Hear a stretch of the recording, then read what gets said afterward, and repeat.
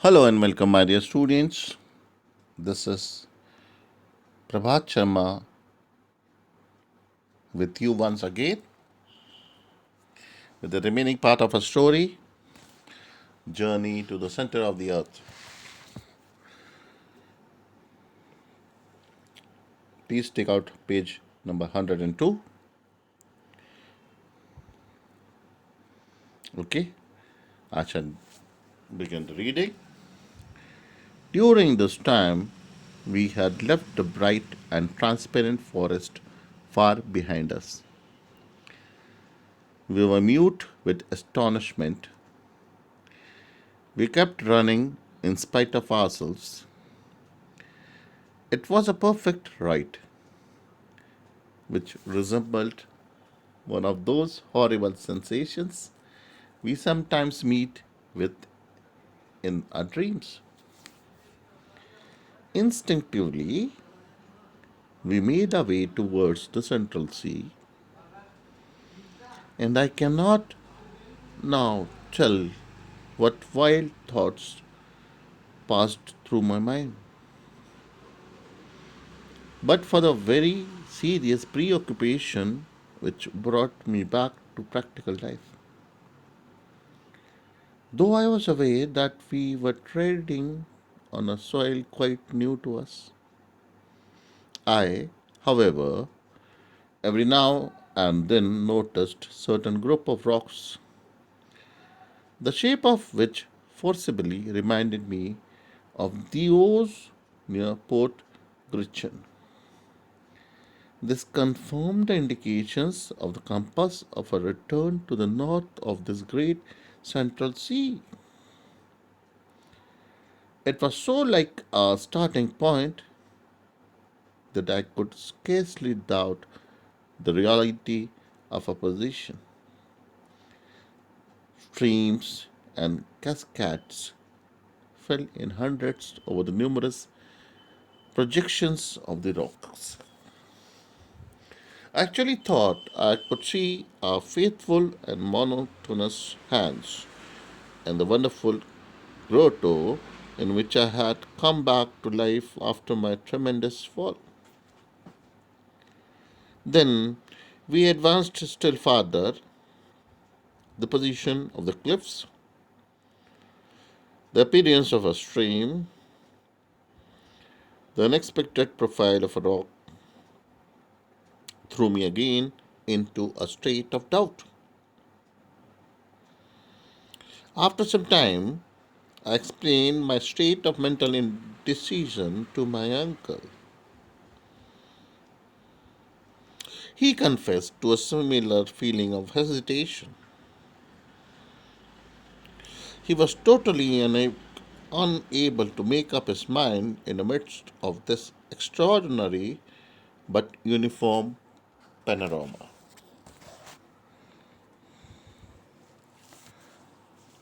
Page 103. There can be no doubt, I insisted, that we have not landed exactly at the place where we first took our departure. But the storm has brought us above our starting point. I think, therefore, if we follow the coast, we shall once more find Port Gretchen. In that case, cried my uncle, it is useless to continue our exploration. The very best thing that we can do is to make our way back to the raft. Are you quite sure, Harry, that you are not mistaken? It is difficult, was my reply, to come to any decision, for all these rocks are exactly alike. At the same time, the impression on my mind is that I recognize the promontory at the foot of which Hans constructed the raft. We are, I am nearly convinced, near the little port. If this Be not it, I added, carefully examining a creek which appeared singularly familiar to my mind. My dear boy, if this were the case, we should find traces of our own footsteps, some signs of a passage, and I can really see nothing to indicate our having passed this way. But I see something, I cried, in a sudden tone of voice, as I rushed forward and eagerly picked up something which shone in the sand under my feet. What is it? Cried the astonished and bewildered professor. This was my reply, and I handed to my startled relative a rusty dagger of singular shape.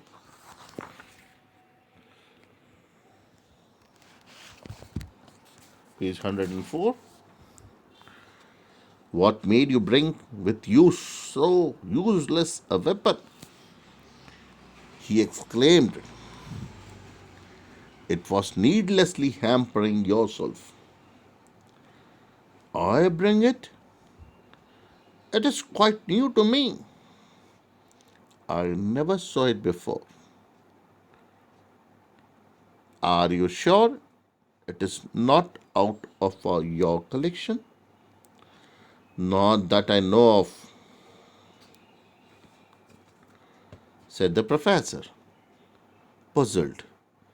I have no recollection of the circumstance. It was never my property. This is very extraordinary, I said, musing over the novel and singular incident. Not at all. There is very simple explanation. The Icelanders are known to keep up the use of these old fashioned weapons, and this must have belonged to Hans, who has let it fall without knowing it. I shook my hand. The dagger had never been in the possession of the peaceful and dexterous Hans. I knew him too well. Then what can it be? Unless it be the weapon of some prehistoric warrior. I continued, of some living man, a contemporary of that mighty shepherd from whom we have just escaped. But no, mystery upon mystery, there is no weapon of that stony era, not even of the Bronze period. It is made of excellent steel. Steel, come on, bhai. My uncle stopped me short from entering upon a whole train of theories and spoke his most cold and decided tone of voice. Calm yourself, my dear boy, and endeavor to use your reason. This weapon is one of those worn by gentlemen in the belts during the 16th century. Its use was to give the final blow to the foe who would not surrender. It is clearly of Spanish workmanship. It belongs neither to you, nor to me, nor the hunter, nor to any of the living beings who may still exist as marvelously in the interior of the earth. What can you mean, uncle? I said. Look closely at it, he continued. These jagged edges were never made by the resistance of human blood and bone. The blade is covered with a regular coating of iron, mold, and rust, which is much more than a century old. The professor began to get quite excited and was allowing himself to be carried away by his fertile imagination. He cried, "We are now on the verge of a great discovery. This blade of a dagger you have so marvelously discovered, after being abandoned upon the sand for more than 100 years, has been invented by someone endeavoring to carve an inscription on these rocks."